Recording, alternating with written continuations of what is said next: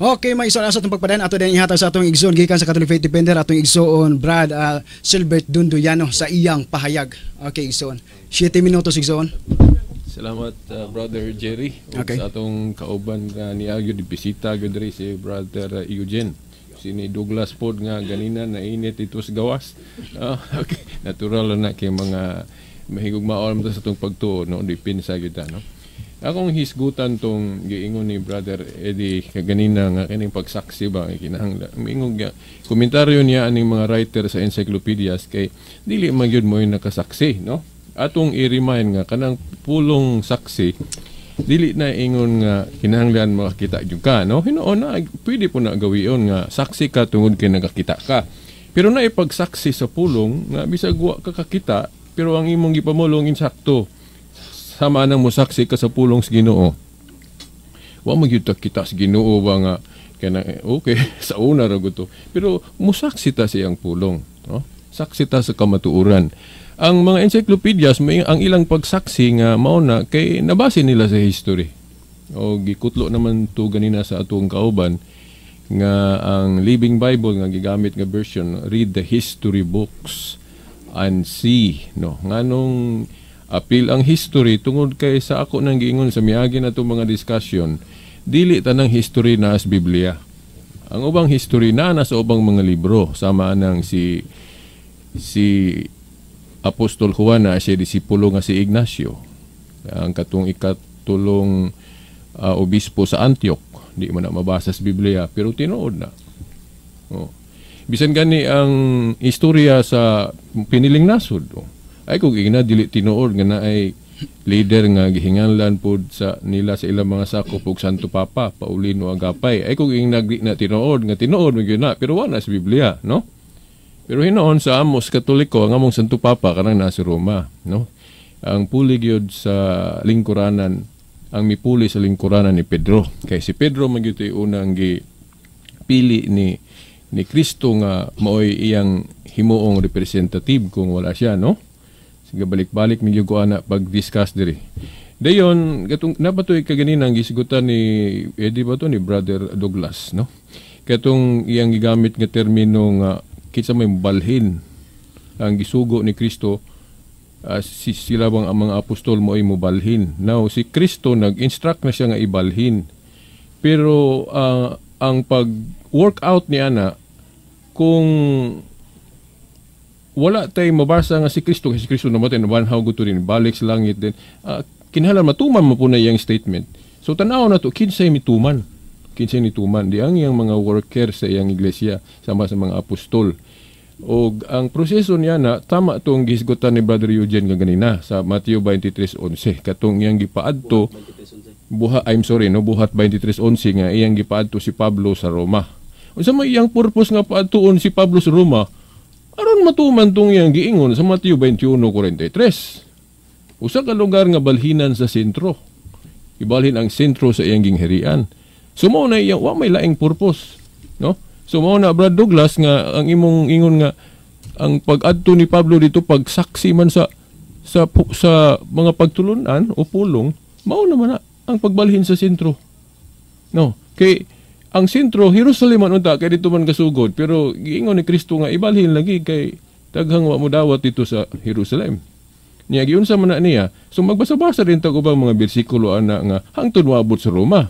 Nakisa may ang gipaadto si Pablo. Gani sa history wa na mabutang litra por litra sa Biblia nga si Pedro magaling naabot man po dito. Pero wa na sa Biblia. Na sa ubang libro, di ba? Oh, dito pagalit na martir po si Pedro. Oh, di ba? Pero na lang po masabot sa Biblia implied sa matong sa kung wa ko malimot uno Pedro 5:13 ba na or ini correct me if I'm wrong nga katong nakahisgot si Pedro sa iyang sulat nga ang iglesia nga ania sa Babylonia. The word ania dito siya sa pagsulat sama ng Babylonia nga gitumbok ni Pedro diha no. Lain ang Roma, di ba? Ang Babylonia sa bag-o sa bagong kasabutan sa New Testament ang ipasabot ni Pedro ana mao ang Rome. O mo manggali nga sa mga sulat sa mga protestante pipila na lang siguro ka protestante ang ang dili muuyon nga si Pedro na hiadto sa Roma. Daghang mga protestante ron nga ilan ang gidawat na si Attorney Abbas na siya mga clippings na gali siguro si Brad Eugene na ay mga referensya po na nga nausab na ang ubang mga scholar nga protestante. Kung tanawon lagi na to ang history. 2 minutos igsoon. Okay. So mao na. Dayon mao na Brad Douglas no nga imong gamiton ng pulong gibalhin dayon imong imurag ipalayo sa pulong pagsaksi sa pulong dili na siya mag-uban man na siya. Kay pag ibalhin dito sa Roma unya unsa may ilang buhaton dito pagsaksi sa pulong.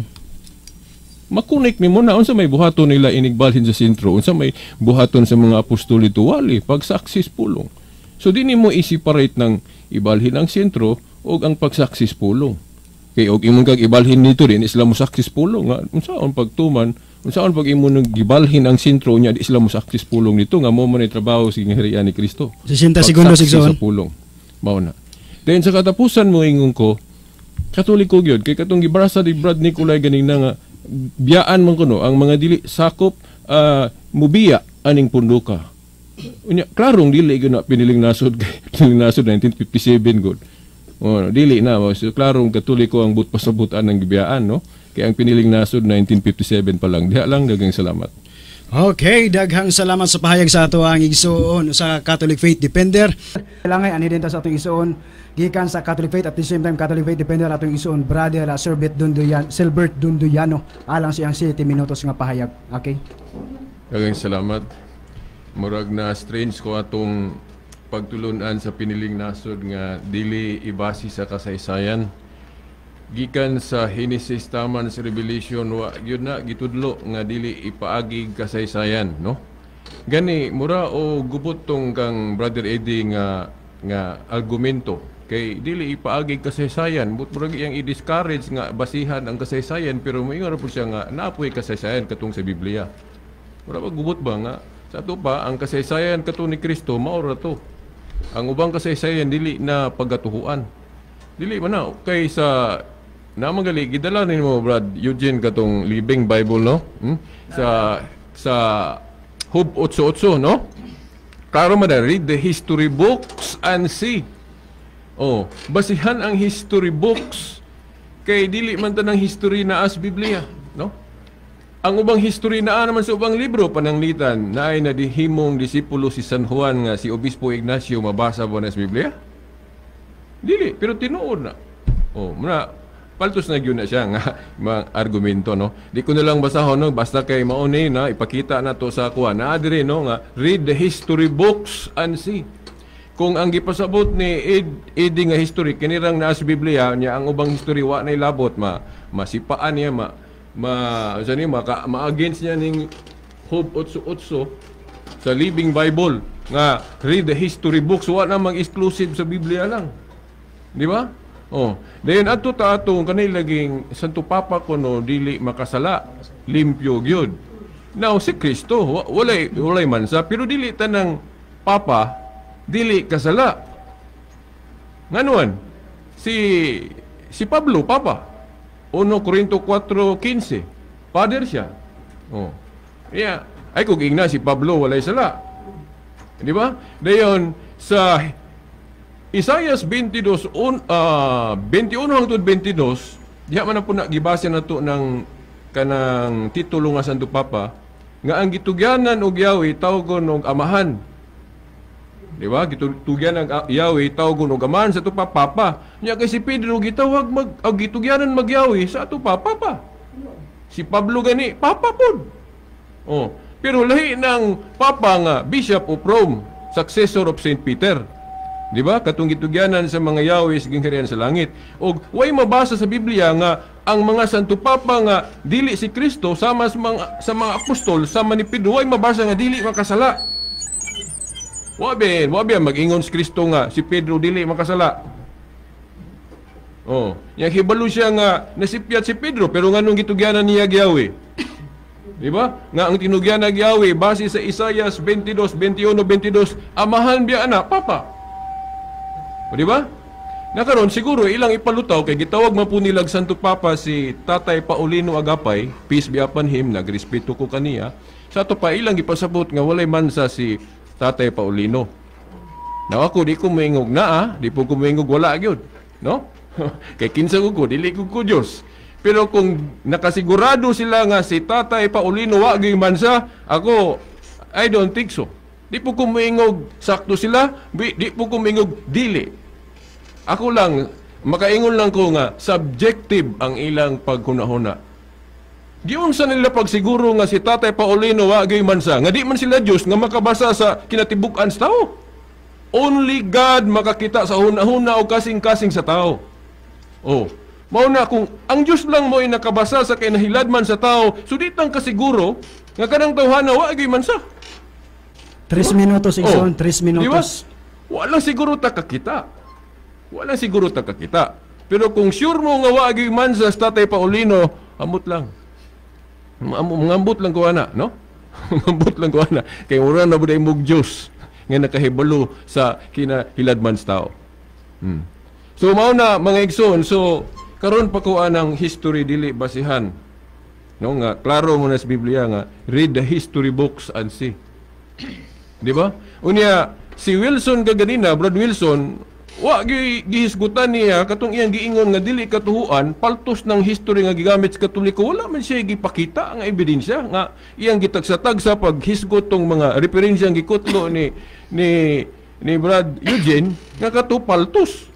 Siguro mahadlok po siya kung batbaton niya tagsa-tagsa i-cross examine nga dili siya kadipinsa sa iyang papamasangil. Di ba no? 2 minutos. Okay, naaman ang mga referensya diri andam kung examinon to, andam mo pakita nga wala gyud deklarasyon na dili paltos. Komentaryo na to nila nga paltos kay di man sila mga Katoliko. Di ba? Pero wala na ma-prove nga paltos. Komento lang na nila, no? Mga igsoon. So, ang tinuod lang, anong dili sila ang ubang history, kay ang ubang history god klaro man gyud nga Roman Catholic Church, mga gyud ang tinuod gitukod ni Kristo. Kanang ila, kinsa may gatukod anang ila, gani sila moangkon sila nga si Tatay Paulino. Unya, asa man sa Biblia, bisag tagna na lang. Nga naay, tagna na lang, nga naay magtukod pod. Nya, sa umaabot nga tuig. Nga, tinuod na. 60 segundos igsoon. Tuganan, kay mingon na po, yung drapong litra, no? 1956 nga ang kang Kristo gapadayon man anong sugdan pang mag 1956 nga gapadayon man tong kang Kristo kana bali na daana nganong sugdan pa man nga gapadayon man tong kang Kristo. Lucas 1:33 37 ang ginghirian ni Kristo magpadayon unya sugdan pa nimo nga gapadayon man kana sa hikwa na bunggo na daan, no? Kanang pagpanghatag po, dili na garantiya nga kumo kay nakapanghatag ka, tinuod na tupod na ng Kristo imong pundok ako day. Kung awaton po na ko ng inyong gihimo nga makapanghatag po ko day, magtukod po ko grupo, tukod na day ni Kristo kay ako nang nahimo, dili na mao. Susihon yun as kasaysayan kung si Kristo ba yung gasugod na nga, klaro mang ako, dili yun na, mapiki yun na gihapon.